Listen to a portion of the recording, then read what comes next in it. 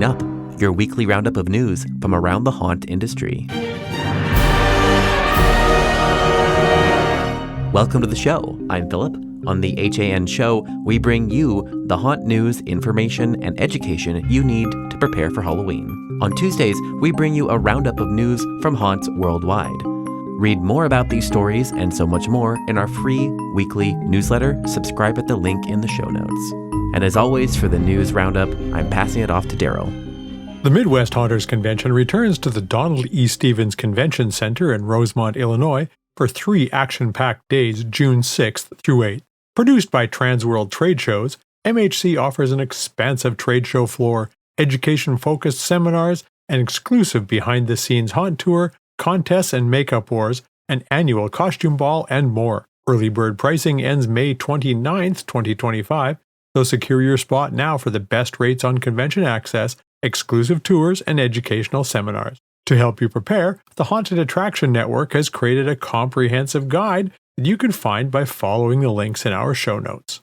Tariffs result in decreased production on Chinese Halloween goods. With a 90-day pause in the U.S.-China trade war has lowered its tariffs to 30%, the damage to Chinese manufacturers of Halloween goods may have already been done. I don't think, just because they lowered the tariffs, that we should be happy, says manufacturer Lou Zibo. They have already delayed our production time. For example, in a normal quarter, let's say in these 2 months I can produce about $69,000 worth of goods, but now I only have $28,000. With shipping in the U.S. taking between 40 days to 2 months, this production delay may mean that products, especially those that are complex or custom orders, will be unable to reach the United States in time for the Halloween season. Magic, money in the Middle East, Disney's record quarter. In this week's episode of Green Tagged, Philip and Scott discuss the latest Disney earnings call. Disney's stock jumped 7% after a blockbuster Q2.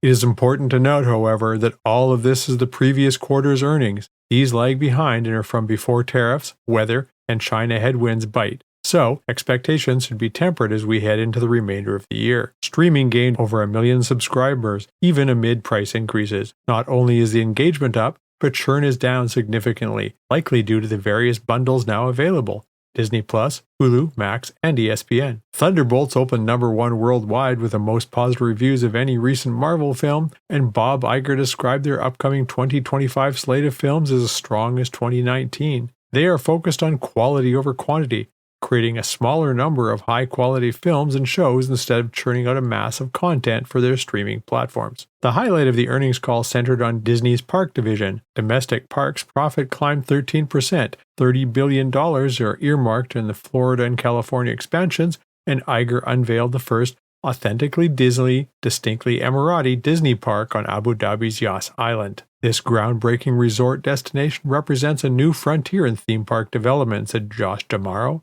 Chairman, Disney Experiences. Our resort in Abu Dhabi will be the most advanced and interactive destination in our portfolio. Location of our park is incredibly unique, anchored by a beautiful waterfront, which will allow us to tell stories in completely new ways. This project will reach guests in a whole new part of the world, welcoming more families to experience Disney than ever before. Ultimately, it will be a celebration of what's possible when creativity and progress come together. Licensing to my role lets Disney tap 500 million potential guests without spending a dime of capex. There's been a lot of discussion from fans online about the chosen location for this new park. Scott shared his on-the-ground LGBTQ+ insights from living in the UAE in the episode, and more in detail in an article in our In-Park magazine. Disney Parks has unveiled new Jack Skellington for 2025. Jack Skellington from The Nightmare Before Christmas will look a little different for Halloween in the Disney parks this year. On May 12th, Disney shared a sneak peek of the character's updated look, now a much closer match to the stop-motion animated film's designs. While the previous design left an opening for the performer's mouth, the new design covers the performer's entire face while still allowing for the mobility of the mouth. Jack Skellington and Sally typically greet guests during the Halloween and holiday seasons at Walt Disney World in Orlando, Florida, and Disneyland in Anaheim, California. Walt Disney World's Mickey's Not-So-Scary Halloween Party begins on August 15th, and Disneyland's Halloween Time begins on August 2nd. Danny Elfman, John Carpenter, and more are to perform at Future Ruins Festival. The new Future Ruins Festival will bring together some of the world's most influential film and television composers for a day-long event at the Los Angeles Equestrian Center in Burbank, California. Taking place on Saturday, November 8th, 2025, the festival lineup features over a dozen composers, including some horror fan favorites such as John Carpenter, Danny Elfman, Cristobal Tapia de Veer, Claudio Simetti's Goblin, Kyle Dixon and Michael Stein, Richard Aki Aubry-Lowe, and more. Tickets will go on sale Wednesday, May 21st at 12 p.m. Pacific Daylight Time. First look, the Texas Chainsaw Massacre at Universal Horror Unleashed. Get ready for the Texas Chainsaw Massacre, one of the 4 mazes coming to Universal Horror Unleashed at Area 15 in Las Vegas, Nevada. In a recent behind-the-scenes video, the creative team from this year-round horror experience described their vision in this IP-driven house. The haunt will take guests on a horrifying adventure through the most iconic scenes from the 1974 film, along with some new locations not seen on screen, all while Leatherface pursues. Universal Horror Unleashed opens on August 14th, 2025. In addition to the 4 haunts, the attraction will include 4 themed entertainment areas with live horror experiences and food and drink offerings. This follows recent industry trends with haunts around the country who are adding bars, performances, and other midway elements to keep guests entertained for an entire evening instead of just the time it takes to walk through the haunt itself. Tickets are on sale now, starting at $69 for one-time access general admission and $99 for unlimited general admission. Some upcoming events this May through July include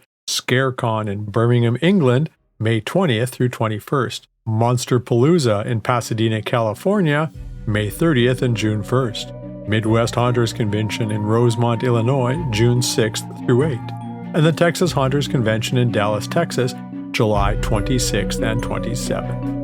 And that's all for the news this week. Today's episode was produced by me, Philip Hernandez, with reporting by Daryl Plunkey, post-production by David Swope. This Haunt News Update is a production of the Haunted Attraction Network, and you can sign up to our weekly newsletter at hauntedattractionnetwork.com. Support for this episode comes from Gantom Lighting and Controls. Until next time, Haunters, stay scary.